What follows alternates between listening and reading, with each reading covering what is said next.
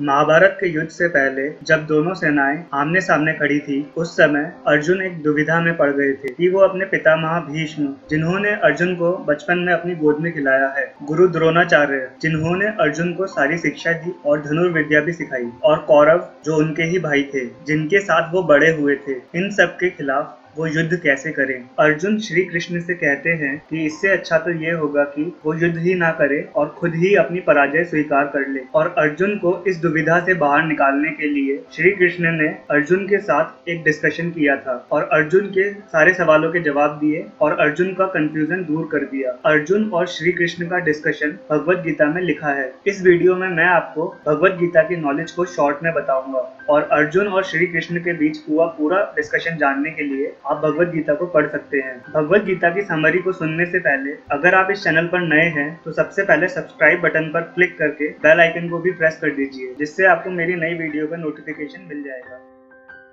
तो शुरू करते हैं भगवत गीता की समरी को। सारी स्पीशीज अपने मन के लेवल पर ही रहती हैं। जब उनका मन खाना खाने का करता है तब वो खाना खाते हैं और जब उनका मन सोने का करता है तब वो सोते हैं। सभी जानवरों को उनका मन ही कंट्रोल करता है। सिर्फ इंसान ही है जो बुद्धि को यूज करके अपने मन को कंट्रोल कर सकता है और बुद्धि को भी हम अपने हिसाब से कंट्रोल कर सकते हैं। जब हम अपनी बुद्धि के लेवल से ऊपर उठते हैं तो हम अपने असली रूप को जान लेते हैं, जिसको आत्मा कहते हैं। जैसे हम कपड़े बदलते हैं उसी तरह आत्मा शरीर बदलती है। शरीर पैदा होता है और मरता है, पर आत्मा ना पैदा होती है और ना ही मरती है। लेकिन मैक्सिमम लोग अपने असली रूप को जान नहीं पाते और अपने आप को एक शरीर समझते रहते हैं और माया के जाल में फंसे रहते हैं। काम, क्रोध, मोह, लोभ, द्वेष और ईर्ष्या की भावना हमें गलत चीजों में उलझाए रखती है और ये हमारे ज्ञान को एक पर्दे की तरह ढक देती है, जिससे इंसान की बुद्धि कमजोर हो जाती है और उसका मन उसको कंट्रोल करने लगता है। मन को समझने के लिए श्री कृष्ण ने एक रथ का एग्जाम्पल दिया है। सपोज करो कि आप एक रथ पर बैठे हो और उस रथ का सारथी आपका मन है और उस रथ के 5 घोड़े आपकी 5 इंद्रियां हैं, यानी 5 सेंसेस हैं। अब ऐसे में आप सारथी को जहां बोलोगे वो आपको वहां पर लेके जाएगा, पर एक्चुअली में मैक्सिमम लोग सोए रहते हैं, जिसकी वजह से सारथी जहां चाहता है वहां पर रथ को ले जाता है। ऐसे ही जब हम अवेयर नहीं रहते तो हमारा मन हमें कंट्रोल करने लगता है और हम ऐसे काम कर देते हैं जो हम करना नहीं चाहते। इस सिचुएशन से बाहर निकलने के लिए हमें अपने आप को जगाना होगा और अपनी बुद्धि को यूज करके अपने मन को कंट्रोल करना होगा। तब ही हम अपनी लाइफ की प्रॉब्लम्स को सॉल्व कर सकते हैं और अपने असली रूप को पहचान सकते हैं। जिस प्रकार पानी की बूंद समुद्र में मिल जाती है, उसी प्रकार हमारी आत्मा अपने कर्मों के बंधन से मुक्त होकर परमात्मा में मिल जाती है। आत्मा के परमात्मा में मिलने को ही योग कहा गया है और यही लाइफ का असली पर्पस होता है। इसी को मोक्ष या मुक्ति भी कहते हैं। मोक्ष की प्राप्ति के लिए भगवत गीता में 4 रास्ते बताए गए हैं। पहला है भक्ति योग।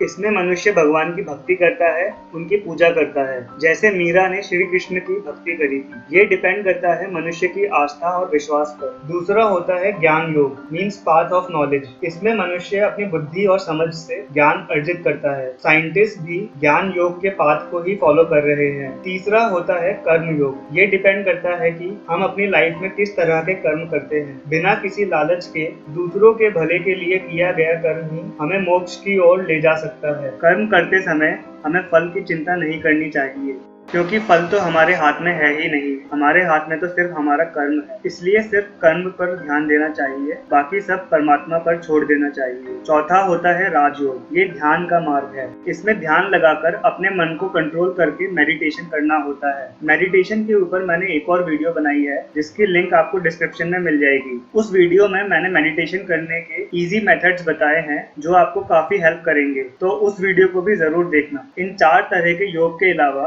2 और रास्ते हैं मोक्ष की प्राप्ति के लिए। पहला है झूठ को ना मानने का रास्ता, जिसमें हम झूठ को डिनाई करते जाते हैं, मतलब जो भी सच नहीं है उसे मानने से इनकार करते जाते हैं। इसमें हम अपने सभी बिलीफ्स पर सवाल लगाते हैं कि कितना सच हमें पता है और कितना हम सिर्फ मान रहे हैं, और अंत में हम जान लेते हैं कि परमात्मा ही असली सच है, बाकी सब कुछ झूठ है। दूसरा तरीका होता है जिसमें हम सच को ढूंढते हैं और देखते हैं कि हमारे अंदर क्या क्या सच है, और जो भी सच नहीं है उसे छोड़ते जाते हैं और अंत में हम असली सच को जान लेते हैं। इन दोनों ही मेथड्स वर्ड्स में आपको किसी को भी ब्लाइंडली फॉलो नहीं करना, बस अपनी समझ और कॉमन सेंस के जरिए सच को जानने की कोशिश करनी है और जो भी सच नहीं है उसे छोड़ते जाना है। जब हम अपने असली रूप को जान लेते हैं तो हम सभी चिंताओं से मुक्त हो जाते हैं। इस दुनिया में हम कुछ भी नहीं लाए थे और ना ही इस दुनिया से हम कुछ ले जा पाएंगे। जो भी मिला इसी दुनिया में मिला और यहीं पर हम छोड़ के चले जाएंगे। इसीलिए हमें किसी भी चीज की चिंता करने की जरूरत नहीं है। सब कुछ परमात्मा का है